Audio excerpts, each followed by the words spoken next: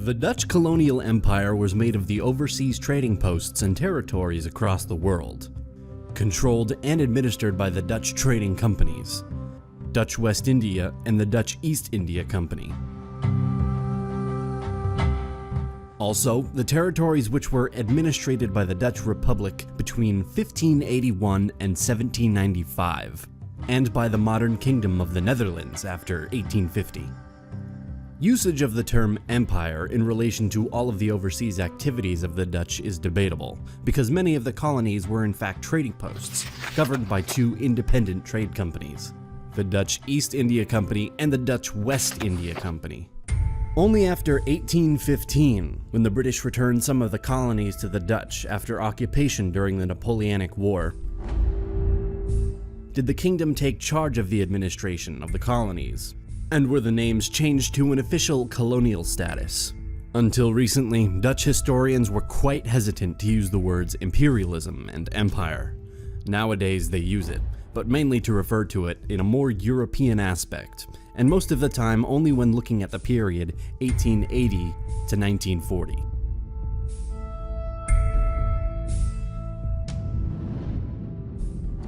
The territories that would later form the Dutch Republic began as a loose federation known as the 17 Provinces, which Charles V, Holy Roman Emperor, and as Carlos I, King of Spain, inherited and brought under his direct rule in 1543. In 1566 in these regions, a Protestant Dutch revolt broke out against the rule of the Roman Catholic Spain, sparking the 80 Years' War. The Spanish-Dutch War was for the Dutch part of their struggle for independence and religious freedom during the 80 Years' War. It was largely fought on the European continent, but war was also conducted against Philip II's overseas territories, including Spanish colonies and the Portuguese metropoles, colonies, trading posts and forts belonging at the time to the King of Spain and Portugal. Led by William of Orange, independence was declared in the 1581 Act. The revolt resulted in the establishment of a de facto independent Protestant republic in the north by Treaty of Antwerp, 1609. Although Spain did not officially recognize Dutch independence until 1648. The hope of finding a way to the rich spice trades of the Indies made the Europeans focus on exploration more and more. From 1517, Port of Lisbon in Portugal was the main European market for products from India and the Far East, that was attended by other nations and merchants to purchase their needs. But as a result of Portugal's incorporation in the Iberian Union with Spain by Philip II in 1580, all Portuguese territories were thereafter Spanish Habsburg branch territory.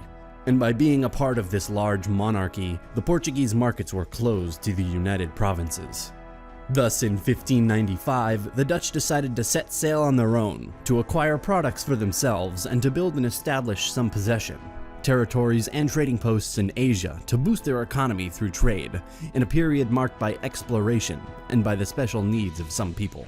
Focusing on their main objective for an alternate route to Asia for trade, the Dutch were disrupting the Spanish-Portuguese trade, and they eventually ranged as far as the Philippines. They sought to dominate the commercial sea trade in Southeast Asia, so the main focus was the naval and commercial one. War with the Dutch led to attacks on most of Portugal's trading network in Asia, diminishing their trading power. The grand design of the West India Company involved again the goal to attack directly the trading power of the Portuguese in their colonies in Brazil and Africa, seizing both the sugarcane plantations and the slave ports needed to resupply their labor. From 1630 onward, the Dutch Republic conquered almost half of Brazil's settled European area at the time, with their capital in Recife. The governor, Johan Moritz, invited artists and scientists to the colony to help promote Brazil and increase immigration. However, the tide turned against the Dutch when the Portuguese won a significant victory at the Second Battle of Guararapes in 1649. Unlike in Asia, Dutch successes against the Portuguese in Brazil in Africa were short-lived. Years of settlement had left large Portuguese communities under the rule of the Dutch, who were by nature traders rather than colonists. In 1645, the Portuguese community at Pernambuco rebelled against the Dutch, and by 1654, the Dutch had been ousted from Brazil. In the intervening years, a Portuguese expedition had been sent from Brazil to recapture Luanda, in Angola. By 1648, the Dutch were expelled from there also. On the northeast coast of North America, the West India Company took over a settlement that had been established by the Company of New Netherland, 1614 to 1618, at Fort Orange at Albany on the Hudson River.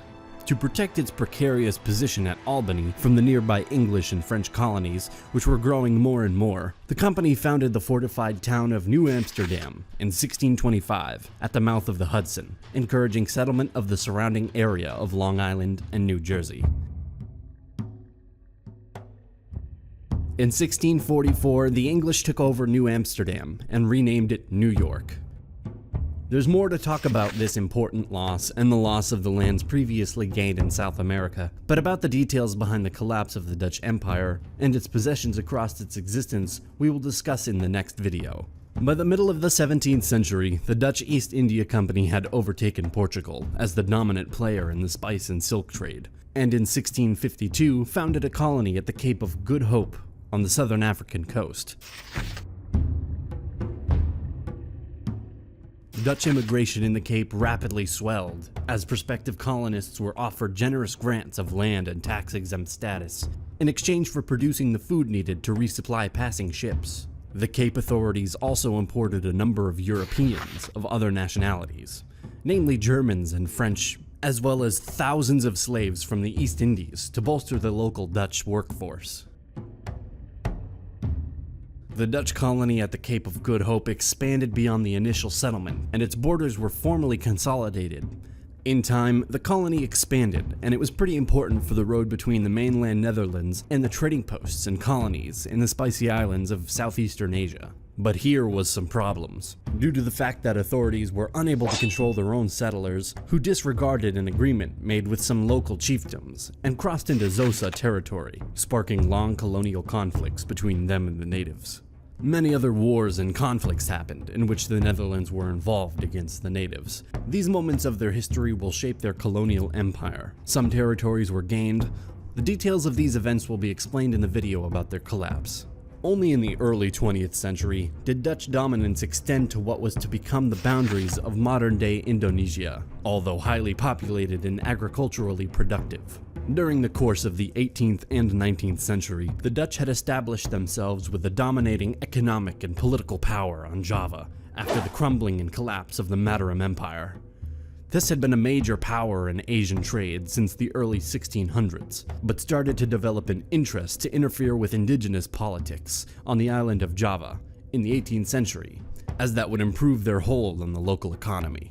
The 19th century is also known as the century in which the Dutch made substantial geographical expansion in the archipelago.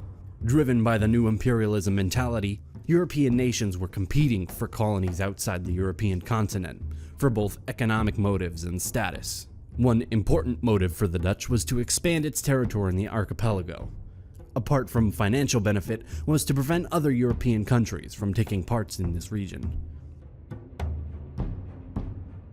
The Dutch followed Portugal and Spain in establishing a colonial global empire outside the continental Europe. Like the Portuguese, they focused on small possessions, forts, and trading posts for economic reasons, and didn't manage to push so much in territories due to probably unnecessary reasons to do so, backed by the lack of manpower and distance. Netherlands was a small country compared to other European powers. This video was about their ascension, but more details about their struggle to build their empire and their collapse you will find in the next video about them. Until then, be sure to subscribe to our channel for more history videos and click the bell button. Also, we cannot end this video without thanking our few but very generous supporters on Patreon. Your support is much appreciated and it helps our work a lot.